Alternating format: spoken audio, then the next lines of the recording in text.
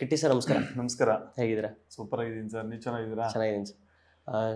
Charishma ma'am ನಮಸ್ಕಾರ. ನಮಸ್ತೆ. ನಮಸ್ತೆ. ಹೇಗಿದ್ದೀರಾ? ನಾನು ಸೂಪರ್ ಆಗಿದ್ದೀನಿ. So nice. ಮೊದಲ ಸಿನಿಮಾ? ಎರಡನೇ ಸಿನಿಮಾ. ಎರಡನೇ ಸಿನಿಮಾ. ಸರ್ ನಿಮ್ಮದು? ನಂದು ಮೊದಲನೇ ಸಿನಿಮಾ ಸರ್. ಸರ್ ಅಂದರೆ ನನ್ನ ಫಸ್ಟ್ ಕ್ವಶನ್ ಇದ್ದಿದ್ದು ಅಂದರೆ ಯಾವಾಗಿಂದ ನೋಡ್ಕೊಂಡು ಬಂದಿದ್ದೀವಿ ನಿಮ್ಮನ್ನ. ಸಿನಿಮಾ ಅಂತ ಬಂದಾಗ ಒಂದು ಸಿನಿಮಾ ಮಾಡಬೇಕು ಅಂತ ಅನ್ಕೊಂಡಿದ್ದು ಯಾವಾಗ ನೀವು? ಇಷ್ಟು ಟೈಮ್ ತೊಗೊಂಡಿದ್ದು ಯಾಕೆ ಅಂತ? ಅಂದ್ರೆ ಸರ್ ನಾನು ಅವಾಗ ರಿಯಾಲಿಟಿ ಶೋಗಳೆಲ್ಲ ಮಾಡಿದಾಗ ಸಿನಿಮಾ ಆಫರ್ಗಳು ಬರ್ತಾನೆ ಇತ್ತು. ಒಂದು ಒಳ್ಳೆ ಪ್ರಾಜೆಕ್ಟ್ ಮಾಡೋಣ, ನಮ್ಗಿರೋ ಟ್ಯಾಲೆಂಟ್ಗೆ ಒಂದು ಒಳ್ಳೆ ಬ್ಯಾನರ್ ಲಾಂಚ್ ಆಗೋಣ ಅಂತ ಒಂದು ಐಡಿಯಾ ಇತ್ತು. ಮಧ್ಯದಲ್ಲಿ ಸಣ್ಣ ಪುಟ್ಟದೆಲ್ಲ ಅದು ಇದು ಅಂದ್ಕೊಂಡು ಲೇಟ್ ಆಗೋಯ್ತು. ಇವಾಗ ಆಮೇಲೆ ಸ್ಕ್ರಿಪ್ಟ್ ಎಲ್ಲ ಸ್ಟಾರ್ಟ್ ಆದ್ಮೇಲೆ ಕೋರಾಗೆ ಸ್ವಲ್ಪ ಡೆಡಿಕೇಶನ್ ಮಾಡ್ಕೊಂಡು, ಟ್ರೆಂಡ್ಸ್ ಎಲ್ಲ ಸ್ವಲ್ಪ ಬೇರೆ ತರ ಪ್ರಾಕ್ಟೀಸ್ ಮಾಡ್ಕೊಂಡು, ಆಕ್ಟಿಂಗ್ ಸ್ವಲ್ಪ ಎಲ್ಲ ಪ್ರಾಕ್ಟೀಸ್ ಮಾಡ್ಕೊಂಡು ಅದಕ್ಕೋಸ್ಕರ ಟೈಮ್ ತಗೊಂಡೆ. ಅದ್ ಬಿಟ್ರೆ ಬೇರೆ ಏನಿಲ್ಲ. ಇಂಡಸ್ಟ್ರಿಯಲ್ಲೇ ಉಳಿಬೇಕು, ಇಂಡಸ್ಟ್ರಿಯಲ್ಲೇ ಸುನಾಮಿ ಬರ್ಸ್ಬೇಕಂತಾನೆ ನಿಂತಿದ್ದೀನಿ. ಕೋರಾ ಮುಖಾಂತರ ಸುನಾಮಿ ಬೆರೆಸೋಣ ಅಂತಿದ್ದೀನಿ. So nice ma'am. ಇದು ಪ್ಯಾನ್ ಇಂಡಿಯಾ ವೈಡಲ್ ರಿಲೀಸ್ ಆಗ್ತದೆ ಸಿನಿಮಾ. ಅಂದ್ರೆ ಅದೊಂದು ಎಲ್ರಿಗೂ ಆಸೆ ಇರುತ್ತೆ, ಒಂದು ಪ್ಯಾನ್ ಇಂಡಿಯಾ ಸಿನಿಮಾ ಮಾಡಬೇಕು ಅಥವಾ ಎಲ್ಲ ಭಾಗಗಳಲ್ಲೂ ರೀಚ್ ಆಗುವಂಥ ಸಿನಿಮಾಗಳನ್ನ ಮಾಡಬೇಕು, ಅಲ್ಲಿ ತಗೊಂಡೋಗ್ಬೇಕು ನಮ್ಮ ಸಿನಿಮಾ ಅಂತ. ಸೊ ನಿಮಗೆ ಒಂದು ಪ್ಯಾನ್ ಇಂಡಿಯಾ ಸಿನಿಮಾದಲ್ಲಿ ಮಾಡ್ತಿದ್ರಿ ಇವಾಗ? ಆಕ್ಚುಲಿ ನನ್ಕಿಂತ ನನ್ನ ಫ್ರೆಂಡ್ಸ್ಗಳಿಗೆ ತುಂಬಾ ಇಷ್ಟ ಆಗ್ತಾರೆ. ಯಾಕಂದ್ರೆ ನನ್ನ ಫ್ರೆಂಡ್ಸ್ ಎಲ್ಲ ಬಂದ್ಬಿಟ್ಟು ಬೇರೆ ಬೇರೆ ಸ್ಟೇಟ್ಸ್ ಇಂದ ಇರೋರು. ಅವ್ರು ನನಗೆ ಆಕ್ಚುಲಿ ನನಗೆ 1 year ಇಂದಾನೆ ಕೇಳ್ತಾ ಇದಾರೆ ಯಾವಾಗ ಸಿನಿಮಾ ರಿಲೀಸ್, ಯಾವಾಗ ಸಿನಿಮಾ ರಿಲೀಸ್. ಯಾಕಂದ್ರೆ ನನಗೆ ಆಲ್ಮೋಸ್ಟ್ ನನ್ನ ಫ್ರೆಂಡ್ಸ್ ನಾನು ಓದಿದ್ದು ಅಂದ್ರೆ ನಾನು ಮಲಯಾಳೀಸ್ ಅವ್ರ ಜೊತೆ, ನಾನು ಕ್ಲಾರಿಟಲ್ ಓದಿದ್ದು. ಸೊ ನಾನು ಮಲಯಾಳೀಸ್ ಅವ್ರ ಜೊತೆ, ಮತ್ತೆ ನನ್ನ ನಾರ್ತ್ ಇಂದ ಇರೋ ಫ್ರೆಂಡ್ಸ್ ಅವರೇ ಸ್ವಲ್ಪ ಜಾಸ್ತಿ ಇರೋರು.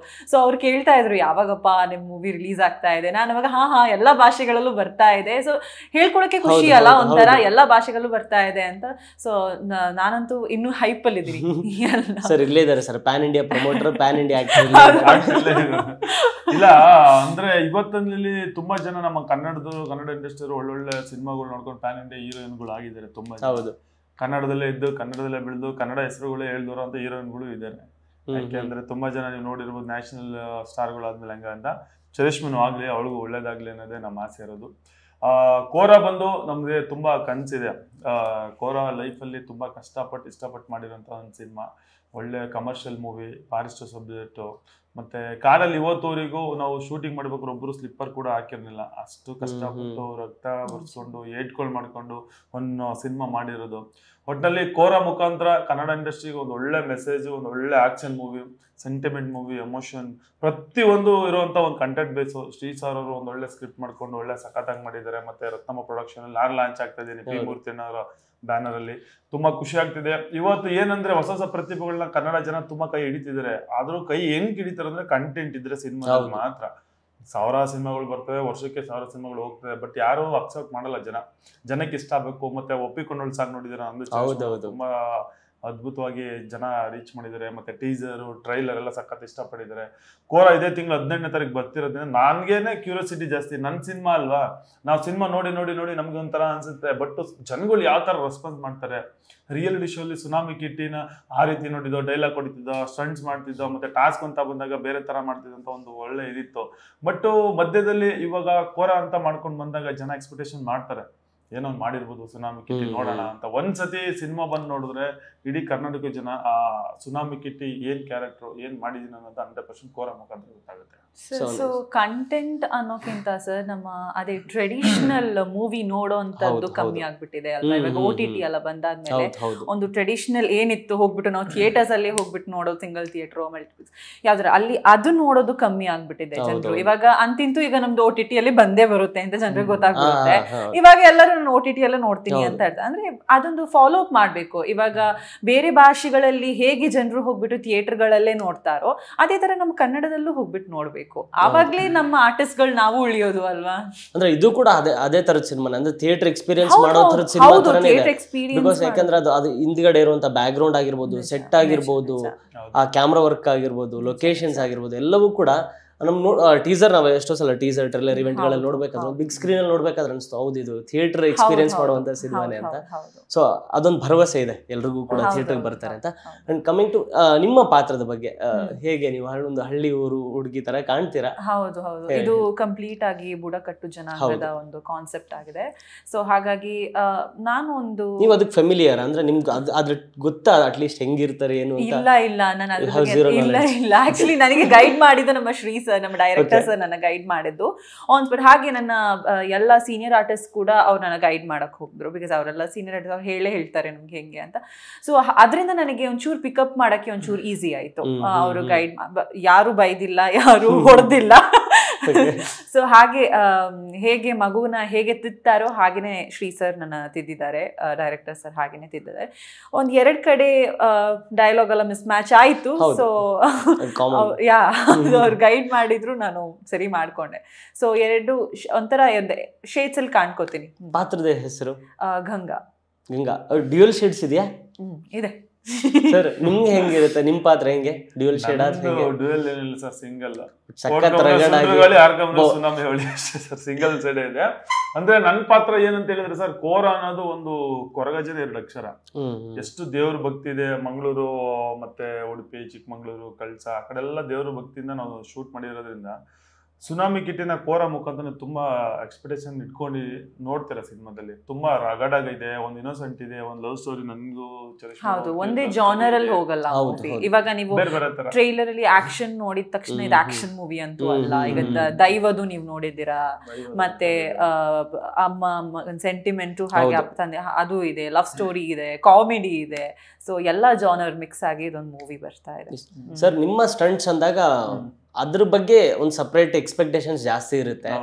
ಅದು ನಾವು ಟೀಸರ್ ಅಲ್ಲೂ ಕೂಡ ನೋಡಿದ್ವಿ. ಆಮೇಲೆ ಮಾತಾಡ್ಬೇಕಾದ್ರೆ ಸಿನಿಮಾ ತಂಡದವರು ಹೇಳಿದ್ರು ತುಂಬಾ ಕಷ್ಟಪಟ್ಟು ರಿಯಲ್ ಸ್ಟಂಟ್ಸ್. ಇಲ್ಲ ಸರ್, ಏನಂದ್ರೆ ಸ್ಟಂಟ್ಸ್ ಅಂತ ಬಂದಾಗ ನಾನು basically martial arts gold medal ಮಾಡಿದ್ಮೇಲೆ ರಿಯಾಲಿಟಿ ಶೋಗೆ ನಾನು ಎಂಟ್ರಿ ಕೊಟ್ಟಿದ್ದೆ. ಹೈದರಾಬಾದ್ ಅಲ್ಲಿ ಗೋಲ್ಡ್ ಮೆಡಲ್ ಮಾಡಿದೆ. Martial arts black belt, kung fu, ದೊಣ್ಣೆ ಹೊಡ್ಸೆ, ಕತ್ತಿ ಹೊಡ್ಸೆ ಎಲ್ಲ ಪ್ರಾಕ್ಟೀಸ್ ಮಾಡಿದೆ. ಯಾಕೆ ಚಿಕ್ಕೂರಿಂದ ನಾನು ಕಲೆನ ತುಂಬಿಕೊಂಡೇ ಬಂದನು. ಯಾಕೆ ಇಂಡಸ್ಟ್ರಿಗೆ ಬರಲೇಬೇಕು, ಬಡವ್ರ ಮಕ್ಕಳು ಬೆಳಿಬೇಕಂತ ದೊಡ್ಡವ್ರು ಹೇಳ್ತಾರೆ. ಬೆಳೆಯಕ್ ಬಿಟ್ರೆ ಬೆಳೆಯಕ್ಕಾಗೋದು, ಸುಮ್ಮನೆ ಬಾಯಲ್ಲಿ ಹೇಳಿದ್ರೆ ಆಗಲ್ಲ. ಅದಕ್ಕೋಸ್ಕರ ಕರ್ನಾಟಕ ಜನಕ್ಕೆ ಕೇಳೋದು ಇಷ್ಟೇ ನಾನು, ನೀವು ಸ್ಟಂಟ್ಸ್ ಏನು ಎಕ್ಸ್ಪೆಕ್ಟೇಷನ್ ಮಾಡಿದರೆ ಕನ್ನಡ ಇಂಡಸ್ಟ್ರಿಗೆ ಏನು ಪ್ರೆಸೆಂಟ್ ಹೀರೋಗಳು ಇದ್ದಾರೆ ಎಲ್ರಿಗೂ ಸಪೋರ್ಟ್ ಮಾಡ್ತೀರಾ, ಅದೇ ಥರ ನನಗೂ ಸಪೋರ್ಟ್ ಮಾಡಿ. ಸ್ಟಂಟ್ಸ್ ನೀವು ಸಿನಿಮಾದಲ್ಲಿ ನೋಡಿ, ಟೀಸರಲ್ಲಿ ಬರೀ ಕೆಲವೊಂದು ಬಿಟ್ಗಳು ನೋಡಿದ್ರೆ, ರಿಯಲ್ ಆಗಿ ಸಿನಿಮಾದಲ್ಲಿ ನೋಡಿದಾಗ ಗೊತ್ತಾಗುತ್ತೆ ಸುನಾಮಿ ಯಾವ ಥರ ಮಾಡಿದ್ದೀನಿ ಅಂತ. ತುಂಬ ಎಕ್ಸ್ಪೆಕ್ಟೇಷನ್ ಮಾಡಿಕೊಂಡು ಚೆನ್ನಾಗಿ ಪ್ರಾಕ್ಟೀಸ್ ಮಾಡಿಕೊಂಡು, ರವಿ ವರ್ಮ ಸರ್ ಚಿನ್ನಯ್ಯ ಮಾಸ್ಟರ್ ಮಾಡಿದ್ದು ತುಂಬ ಹಾರ್ಡ್ ವರ್ಕ್ ಮಾಡಿದ್ದೀನಿ. ಅಂದರೆ ಕತ್ಕೆಲ್ಲ ಇಟ್ಬಿತ್ತು ಕ್ಲೈಮ್ಯಾಕ್ಸ್ ಫೈಟ್ ದಿನ, ಅದನ್ನು ಕಷ್ಟನ ಸ್ವಲ್ಪ ಸೈಡ್ಗಿಟ್ಟು ಸಿನಿಮಾ ಮಾಡಲೇಬೇಕು. ಅವತ್ತೊಂದು ದಿನ ನಾನೇನಾದ್ರು ಶೂಟಿಂಗ್ ಸ್ಟಾಪ್ ಮಾಡಿದ್ರೆ ಅವತ್ತು ತುಂಬ ಡಿಲೇ ಆಗಿರೋದು. ಸಾಂಗ್ ಶೂಟಲ್ಲೂ ನಂದು ಚರಿಷ್ಮದಿನಲ್ಲೂ ಕಣ್ಣಿಗೆ ಬಿದ್ದಿತ್ತು. ಆ ಟೈಮಲ್ಲೂ ಸ್ವಲ್ಪ ಏನ್ ಮಾಡಕ್ಕಲ್ಲ ಅಂದು ಅದ್ರಲ್ಲಿ ಆಕ್ಚುಲಿ ನೋಡಿ ಸಾಂಗ್ ಅಲ್ಲಿ ಸೆಕೆಂಡ್ ಪ್ಯಾರದಲ್ಲಿ ನೀವು ನೋಡಿರ್ಬಹುದು, ಅವ್ನು ಫುಲ್ ಇಡೀ ಟವಲ್ ಕಟ್ಕೊಂಡಿರ್ತಾನೆ, ಫುಲ್ ಸ್ಟಿಚ್. ಅವನು ಅವಾಗ ಡ್ರೋನ್ ಅದೇ ಹೆಲಿಕ್ಯಾಮ್ ಏನಾಯ್ತು ಬಂದ್ಬಿಟ್ಟು ಹೊಡಿತು ಅವನಿಗೆ. ಯಾವಾಗ ಹೊಡಿತು ಫುಲ್ ರಕ್ತ ಸುರಿಸಿ ಅವ್ನ ಪಾಪ ಹಾಸ್ಪಿಟಲ್ಗೆ ಹೋಗಿ ಪುನಃ ಬಂದ್ಬಿಟ್ಟು ಅಂದ್ರೆ ಶೂಟ್ ಮಾಡಿದಾನೆ ಅವನು, ಪರವಾಗಿಲ್ಲ ಅಂತ. ಮತ್ತೆ ಅವ್ನ ಸ್ಟಂಟ್ಸ್ ಅಲ್ಲೂ ಅಷ್ಟೇ, ಅವ್ನು ಅಂದ್ರೆ ಎಲ್ಲ ಇವಾಗ ಡೂಪ್ ಯೂಸ್ ಮಾಡಿಲ್ಲಲ್ಲ, ರಿಯಲ್ ಸ್ಟನ್ಸ್ ಆಬ್ವಿಯಸ್ಲಿ ಪೇನ್ ಆಗೇ ಆಗುತ್ತೆ.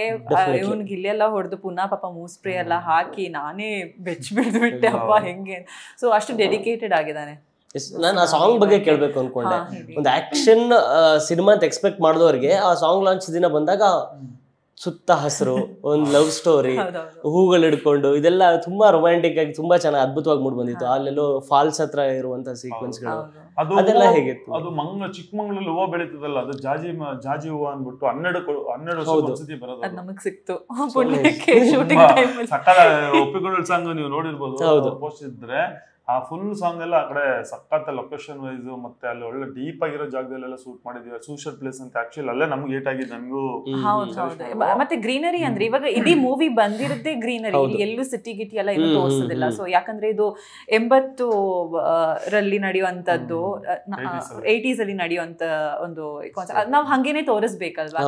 ಇವಾಗ ಒಂದು ಲ್ಯಾಂಪ್ ಇಟ್ಟಿದ್ದಾರೆ ಅಂತಂದ್ರೆ ಅದೇ ಆ ಟೈಮಲ್ಲಿ ಹೇಗಿಟ್ಟಿದ್ದಾರೆ ಅದೇ ತರ ನೋಡು. ಸೊ ಇಡೀ ಗ್ರೀನರಿ ಅಂದ್ರೆ ನಾವು ಕಾಡಲ್ಲೇ ಶೂಟ್ ಮಾಡಿದ್ದು, ಸಿಟಿಗೆ ಬಂದೇ ಇಲ್ಲ. ಅವರು ಆಕ್ಷನ್ ತುಂಬಾ ಅದ್ಭುತವಾಗಿ ಮಾಡ್ತಾರೆ.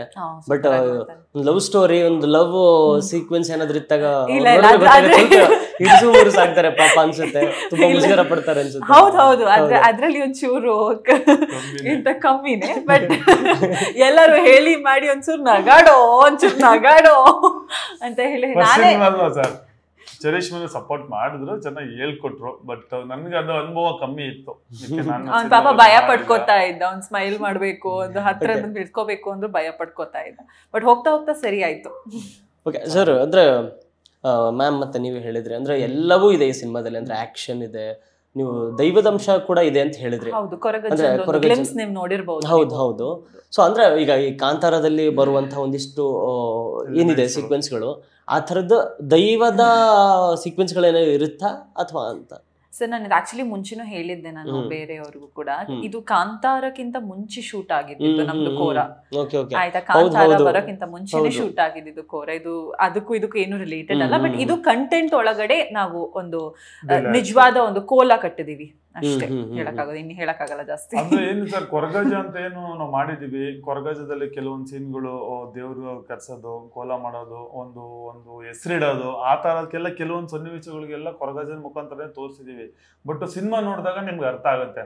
ನಾವೀಗ ಏನೇ ಕತೆ ಹೇಳ್ಬೋದು, ದೇವ್ರು ಹಿಂಗ್ ತೋರಿಸಿದೀವಿ, ಹೆಂಗ್ ಮಾಡಿಸಿದೀವಿ, ಮತ್ತೆ ದೇವ್ರನ್ನ ಹಿಡ್ಕೊಂಡು ಪಬ್ಲಿಸಿಟಿ ತಗೊಳ್ಳೋದು ಆ ತರ ಏನಿಲ್ಲ. ಏನು ದೇವ್ರು ಅಂದ್ರೆ ಒಂದು ಸಿನಿಮಾದಲ್ಲಿ ಪ್ರತಿಯೊಬ್ಬರಿಗೂ ಒಂದು ದೇವ್ರು ಇದ್ದೇ ಇರ್ತಾನೆ. ಈಗ ಶಿವನು ಪೂಜೆ ಇಟ್ಕೊಂಡು ಮಾಡ್ತಾರೆ, ಮಂಜುನಾಥನ್ ಸಿನಿಮಾ ಮಾಡ್ತಾರೆ, ಕೊರಗಜನ್ ಸಿನಿಮಾ ಮಾಡ್ತಾರೆ, ದೈವತ ಸಿನಿಮಾಗಳು ಮಾಡ್ತಾರೆ. ತುಳುನಾಡಲ್ಲಿ ನೀವು ನೋಡಿರ್ಬೋದು, ಆಲ್ಮೋಸ್ಟ್ ಎಲ್ಲ ದೇವ್ರ ಸಿನಿಮಾಗಳು ಆಲ್ಮೋಸ್ಟ್ ಮಾಡ್ತಾರೆ. ಆ ತರದಲ್ಲಿ ನಮ್ಗೆ ಇಷ್ಟ ಆಗಿದೆ ಅಂತ ಮೂರ್ತಣ್ಣವ್ರಿಗೆ ಕೊರಗಜ ಅಂತ ತುಂಬಾ ಇಷ್ಟ.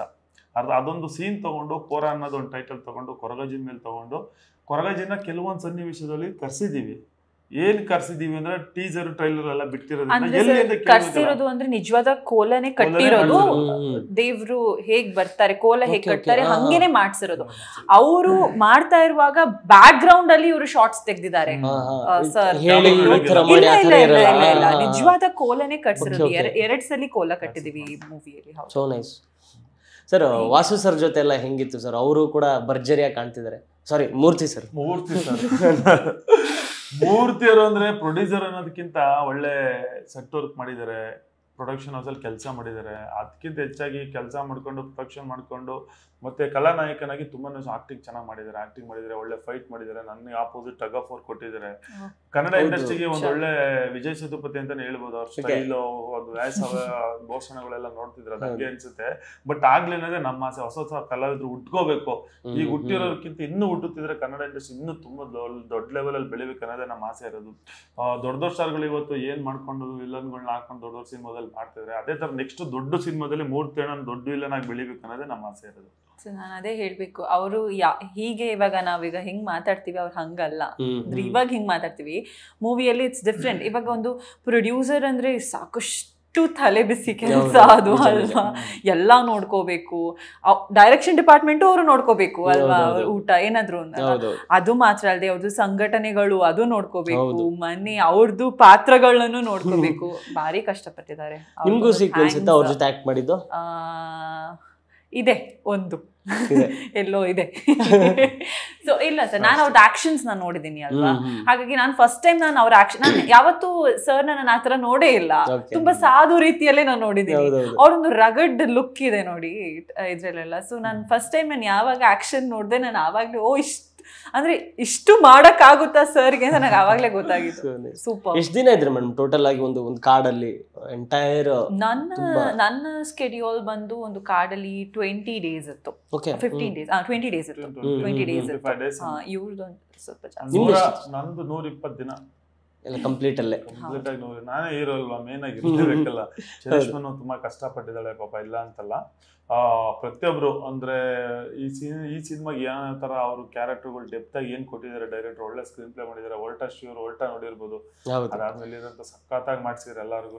ನಮ್ಗೆ MK ಮಟನ್ ಆಗಿರ್ಬೋದು, ಅವ್ರು ಸೂಪರ್ ಆಗಿ ಮಾಡಿದ್ದಾರೆ. ಸೌಜನ್ಯ ತಾಯಿ ಕ್ಯಾರೆಕ್ಟರ್ ಒಂದು ಸೀನ್ ಅಲ್ಲಿ ಸಖತ್ತಾಗಿ ಮಾಡಿದ್ದಾರೆ. ಮುನಿಯಣ್ಣ ಮಾಡಿದ್ದಾರೆ, ಮತ್ತೆ ಗಣೇಶ್ ಅವ್ರು ಮಾಡಿದ್ದಾರೆ.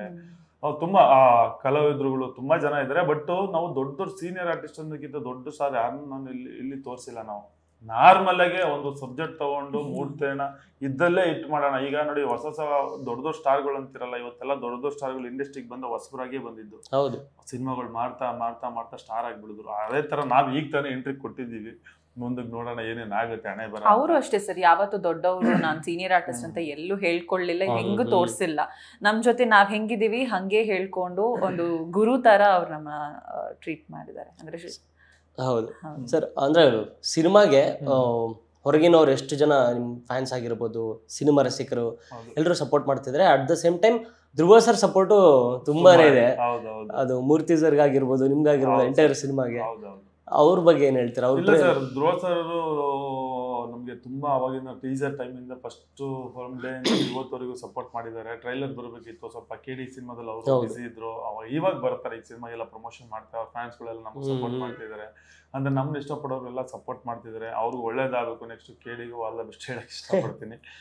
ಮತ್ತೆ ಯಾಕೆಂದ್ರೆ ಅವರು ಫಸ್ಟ್ ಹೇಳಿದ್ರು ತುಂಬಾ ಮೇಕಿಂಗು ಮತ್ತೆ ಸೌಂಡ್ಸ್ ಎಲ್ಲ ಎಕ್ಸ್ಟ್ರಾರ್ನರಿ ಐತೆ, ಜನನು ಸುನಾಮಿ ತರನೇ ಬರ್ತೀನಿ ಅಂತ ಹೇಳಿದ್ರು. ಅದೇ ತರ ಅವ್ರ ಬಾಯರಿಕೆಯಿಂದ ಆಗ್ಲಿ, ಸುನಾಮಿ ತರನೇ ಜನ ಬಂದು ಕೋರನ ಗೆಲ್ಸ್ಲಿ, ಎಲ್ಲರೂ ಸಪೋರ್ಟ್ ನಮ್ಗಿದೆ ಸರ್. ಟೀಸರ್ ಟ್ರೈಲರ್ ನೀವು ನೋಡಿದಾಗ ಒಬ್ರು ನೆಗೆಟಿವ್ ಕಮೆಂಟ್ ಹಾಕಿಲ್ಲ. ಇವತ್ತು ಯೂಟ್ಯೂಬ್ ಅಲ್ಲಿ ಚೆಕ್ ಮಾಡಿದ್ರು, A2 ಮ್ಯೂಸಿಕ್ ಅವ್ರು ಮಾಡಿದ್ದಾರೆ. ತುಂಬಾ ರೀಚ್ ಆಗಿದೆ, ನ್ಯಾಚುರಲ್ ಆಗಿ ರೀಚ್ ಆಗಿದೆ. ನಾವೇನು ಇದು ಮಾಡೋದು ಅದು ಮಾಡೋದ್ರಿಂದ ನಮ್ ಕೈಲಿ ಏನ್ ಕೆಪಾಸಿಟಿ ಇದೆ ನಮ್ಮ ಫ್ರೆಂಡ್ ಸರ್ಕಲ್ಗೆಲ್ಲ ಶೇರ್ ಮಾಡಿ ಎಲ್ಲ. ಅಂದ್ರೆ ಇವತ್ತೊಬ್ರು ದೊಡ್ಡ ದೊಡ್ಡ ಸ್ಟಾರ್ಗಳು ಇವತ್ತು ರೋಡ್ ಅಲ್ಲಿ ದೊಡ್ಡ ದೊಡ್ಡ ಕ್ರೌಡ್ ಇರೋ ಕಡೆ ಬ್ಯಾನರ್ಗಳು ಹಾಕ್ತಾರೆ, ಏನ್ ಕೇಳಿ ಜನ ನೋಡ್ಲಿ ಅಂತ.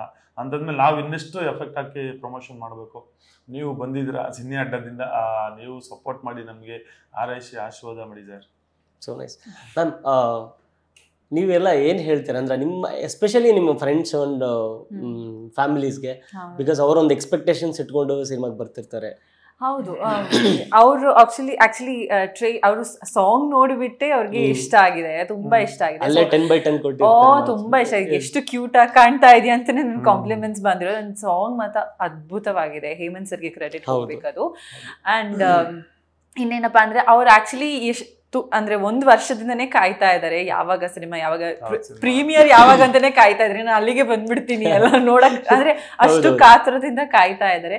ಸೊ ನಾನು ಏನಪ್ಪಾ ಹೇಳೋದು ಅಂತ ಅಂದ್ರೆ, ನನ್ನ ಫ್ಯಾಮಿಲಿ ಅಥವಾ ಫ್ರೆಂಡ್ಸ್ ಅಥವಾ ನಮ್ಮ ಜನರಿಗೆ ಆಗ್ಲಿ, ಪ್ರೇಕ್ಷಕರಿಗೆ ನಾನು ಏನಪ್ಪಾ ಹೇಳೋದು ಅಂದ್ರೆ, ಹೋಗ್ಬಿಟ್ಟು ಮೊದಲು ಸಿನಿಮಾ ಥಿಯೇಟರ್ ಅಲ್ಲಿ ನೋಡಿ, ಅದಾದ್ಮೇಲೆ ರಿವ್ಯೂ ಕೊಡಿ. ನೋಡದೇನೆ ಬೇರೆಯವ್ರ ಮಾತು ಕೇಳ್ಕೊಂಡು ರಿವ್ಯೂ ಕೊಡ್ಬೇಡಿ, ಫಸ್ಟ್ ಹೋಗ್ಬಿಟ್ಟು ನೋಡಿ. ಯಾಕಂದ್ರೆ ಎಷ್ಟೋ ಕಷ್ಟಪಟ್ಟಿದ್ದಾರೆ ಜನರು ಅಲ್ವಾ. ನಾವು ಸುಮ್ನೆ ರಕ್ತ ಸುರಿಸ್ತೀವ, ನೀವ್ ನೋಡ್ಲಿ, ನಿಮ್ ಎಂಟರ್ಟೈನ್ಮೆಂಟ್ಗೋಸ್ಕರನೇ ನಾವು ರಕ್ತ ಸುರಿಸ್ತಿರೋದು. ಸೊ ಹಾಗಾಗಿ ವೀಕ್ಷಕರಿಗೆ ಏನ್ ಹೇಳೋದಪ್ಪ ಅಂದ್ರೆ, ನೀವು ಹೋಗ್ಬಿಟ್ಟು ಥಿಯೇಟರ್ ಅಲ್ಲಿ ಫಸ್ಟ್ ನೋಡಿ, ಅದಾದ್ಮೇಲೆ ರಿವ್ಯೂ ಕೊಡಿ, ನಾವ್ ಅದನ್ನ ಅಕ್ಸೆಪ್ಟ್ ಮಾಡ್ಕೋತೀವಿ. ಅದಕ್ಕಿಂತ ಮುಂಚೆನೆ ಹೋಗ್ಬಿಟ್ಟು ಜಡ್ಜ್ ಮಾಡಕ್ ಹೋಗ್ಬೇಡಿ ಅಂತ. ಸೊ ಇದೇ ಏಪ್ರಿಲ್ 18ಗೆ ನಮ್ಮ ಸಿನಿಮಾ ಬರ್ತಾ ಇದೆ. ದಯವಿಟ್ಟು ನಿಮ್ಮ ಫ್ರೆಂಡ್ಸ್ ಜೊತೆ, ನಿಮ್ಮ ಫ್ಯಾಮಿಲಿ ಜೊತೆ ಹೋಗ್ಬಿಟ್ಟು ನಮ್ಮ ಸಿನಿಮಾನ ನೋಡಿ ಅಂತ ಕೇಳ್ಕೊತಾ ಇದ್ದೀನಿ. ಸರ್, ನೀವಿದ್ರಂದ್ರೆ ಆಕ್ಷನ್ ಎಕ್ಸ್ಪೆಕ್ಟ್ ಮಾಡ್ತಾರೆ, ಬಟ್ ಅದ್ರ ಹೊರತಾಗಿ ಸಿನಿಮಾಗೆ ಬರುವಂತ ಆಡಿಯನ್ಸ್ ಏನೆಲ್ಲ ಎಕ್ಸ್ಪೆಕ್ಟ್ ಮಾಡಿ ಬರಬೇಕು ಅಂತ ಅವ್ರಿಗೆ ಏನ್ ಹೇಳ್ತೀರಾ? ಇಲ್ಲ, ಕರ್ನಾಟಕ ಜನಕ್ಕೆ ಹೇಳೋದಿಷ್ಟೇ, ನಾನು ಕೈ ಮುಗಿದು ಹೇಳ್ತೀನಿ, ಈ ಸಿನಿಮಾನ ನೋಡಿ ಆಶೀರ್ವಾದ ಮಾಡಿ.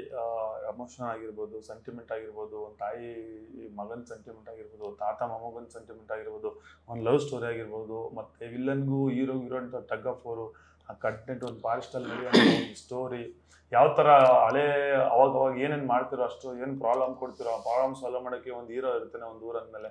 ಅವ್ನು ಯಾವ ಥರ ಅದು ಮಾಡ್ತಾನೆ, ಯಾವ ಥರ ತಡಿತಾನೆ, ಯಾವ ಥರ ಕಷ್ಟಗಳನ್ನ ಸಾಲ್ವ್ ಮಾಡ್ತಾನೆ ಅನ್ನೋದು ಒಂದು ಬೇಸ್ ಇಟ್ಕೊಂಡು ಸಿನಿಮಾ ಮಾಡಿದ್ದೀವಿ. ಎಕ್ಸ್ಟ್ರಾರ್ಡಿನರಿಗೆ ಬಂದಿದೆ. ನನ್ನ ಸಿನಿಮಾ ಅಂತ ಹೇಳ್ತಿಲ್ಲ, ನಾನು ಕಷ್ಟಪಟ್ಟು ಮಾಡಿರೋದ್ರಿಂದ ನಮ್ಮ ಸಿನಿಮಾ ಗೊತ್ತಾಗಿ ಹೇಳ್ತಾ ಇದ್ದೀನಿ. ತುಂಬ ಒಳ್ಳೆ ಪ್ರಮೋಷನ್ ಆಗಿದೆ. ಕೋರಾ ನಮ್ಮ ಬ್ರದರು ಬಂದು ನಮ್ಮ ಪ್ರಮೋಷನ್ ಮಾಡ್ಕೊಡ್ತಿದ್ದಾರೆ. ದಯವಿಟ್ಟು ಎಲ್ಲ ಬಂದು ಸಿನಿಮಾ ನೋಡಿ. ಇದೇ ತಿಂಗಳು 18ನೇ ತಾರೀಕು ಯಾರೂ ಮಿಸ್ ಮಾಡೋಕ್ಕೆ ಹೋಗ್ಬೇಡಿ. ಒಂದ್ಸತಿ ನೀವು ಸಿನಿಮಾ ನೋಡಿದ್ರೆ ಫಸ್ಟ್ ಡೇನೇ ನೀವು ರಿವ್ಯೂ ಕೊಡ್ತೀರ ನಮ್ಮ ಸಿನಿಮಾ ಬಗ್ಗೆ. ನೆಗೆಟಿವ್ ಪಾಸಿಟಿವ್ ಅಂತ ನೀವೇ ಹೇಳ್ತೀರಾ, ಒಬ್ರು ಬಾಯಲ್ಲೂ ನೆಗೆಟಿವ್ ಬರಲ್ಲ ಅಂತ ನಾನು ಅನ್ಕೊಂಡಿದ್ದೀನಿ. ಯಾಕಂದ್ರೆ ಸಿನಿಮಾ ಅಷ್ಟು ತುಂಬಾ ಚೆನ್ನಾಗಿ ಬಂದಿದೆ. ನೀವು ಒಂದ್ಸತಿ ನೋಡಿದ್ರೆ ಪ್ರತಿಯೊಬ್ರು ಒಂದು ಹನಿನಾರು ಕಣ್ಣೀರು ಹಾಕ್ತಾರೆ ಈ ಸಿನಿಮಾದಲ್ಲಿ ಅಂತ ನಾನು ಹೇಳಕ್ ಇಷ್ಟಪಡ್ತೀನಿ. ಕರ್ನಾಟಕ ಜನ ಕೇಳೋದಷ್ಟೇ, ಇದೇ ತಿಂಗಳು 18ನೇ ತಾರೀಕು ಬಂದು ಸಿನಿಮಾ ನೋಡಿ ಆಶೀರ್ವಾದ ಮಾಡಿ. ಸುನಾಮಿ ಕಿಟಿನ ಬೆಳೆಸಿ, ರಿಯಲ್ ಡಿಶಲ್ಲಿ ಏನು ಬೆಳೆಸಿದ್ದೀರಾ ಕೋರ ಮುಖಾಂತರನೂ ಬೆಳೆಸಿ. ನಿಮ್ಮನೆ ಹುಡುಗ ಸುನಾಮಿ ಕಿಟಿ. ಥ್ಯಾಂಕ್ ಯು ಇಬ್ರಿಗೂ ಸಿನಿಮಾ ಬಗ್ಗೆ ಮಾಹಿತಿನ ಹಂಚ್ಕೊಂಡಿದ್ದಕ್ಕೆ. ಫೈನಲಿ ಸಿನಿಮಾ ರಿಲೀಸ್ ಆಗ್ತಿದೆ, ನಿಮ್ಮ ಎಕ್ಸೈಟ್ಮೆಂಟ್ ಕೂಡ ನಮ್ಗೆ ಅರ್ಥ ಆಗ್ತಿದೆ. ಅಟ್ ದ ಸೇಮ್ ಟೈಮ್ ಒಂದು ಭರವಸೆ ನಿಮ್ಮಲ್ಲೂ ಕೂಡ ಇದೆ, ಖಂಡಿತವಾಗ್ಲೂ ಇದೊಂದು ಒಂದು ಒಳ್ಳೆ ಸಿನಿಮಾ ಆಗುತ್ತೆ ಅನ್ನೋದು. ಆ ಭರವಸೆ ಆಗೇ ಇರಲಿ. 18ನೇ ತಾರೀಕು ಸಿನಿಮಾ ರಿಲೀಸ್ ಆಗ್ತಿದೆ. All the best. Thank you so much. Thank you.